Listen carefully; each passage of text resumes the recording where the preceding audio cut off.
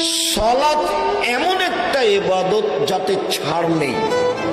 অজু করে সালাত আদায় করতে হয়, তো পানি নেই, তায়াম্মুম করে সালাত আদায় করেন।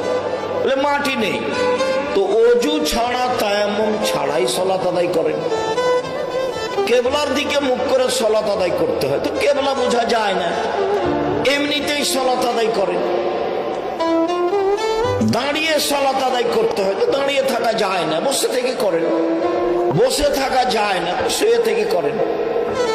পরিষ্কার কাপড় পরে সালাত আদায় করবেন, পরিষ্কার কাপড় নেই, যেই কাপড়ে পেশাব পায়খানা হাইজের রক্ত লেগে আছে সেটাতেই পড়েন। কারণ বশত কোনো কাপড়ই নেই, তো উলঙ্গ অবস্থাতেই পড়েন। এই দেখেন সালাত কেমন জিনিস। এতক্ষণ পর্যন্ত ছাড় বুঝতে পারলেন, ছাড় বলে কোনো জিনিস নেই। অবাক ইবাদত, একেবারেই ভিন্ন ধরনের ইবাদত। ও যদি থাকে বাকি ইবাদত আছে, ও যদি না থাকে তাহলে বাকি ইবাদত বাতিল। এর পরেও সালাতের নেকি যত ভারী, ভালো চাল চলনের নেকি তার চেয়ে হাজারো গুণ বেশি হবে।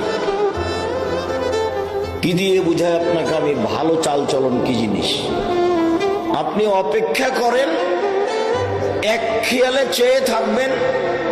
আমি আপনাকে ভালো চাল চলনের উপরে বেশ কিছু হাদিস শোনাবো, তাতে আপনার কাছে স্পষ্ট হয়ে যাবে যে জিন্দেগিতে আর কখনো মানুষকে অপমান করা, খাটো করা, গালি দেওয়া, নিন্দা করা, দলীয় দাপট দেখানো, জেল হাজতে দেওয়া, মারা, খুন করা আর কোনো দিন আপনার ভিতরে সাপ জাগবে না, যদি আপনি মানুষ হন।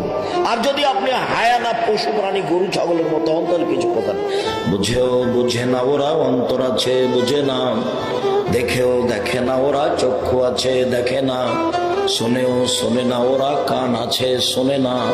উলাইকা কাল আনাম, তারা পশু প্রাণীর মতো, তারা গরু ছাগলের মতো, তারা কুকুর শ্রীগের মতো। বালহুমাজাল বন, তার চেয়ে খারাপ। মানুষ কুকুর শ্রীগেলের চেয়ে খারাপ। মাটির মানুষ, বাস মাটির মতো হয়ে থাকবেন, হালাল উপার্জন করবেন, প্রতিশোধ নেই, জীবনে প্রতিশোধ নিতে হবে না, প্রতিবাদ নেই, মামলা নেই, শুধু ছাড়। জীবনটা ছাড় দিয়ে গড়াবেন আর মাফ দিয়ে।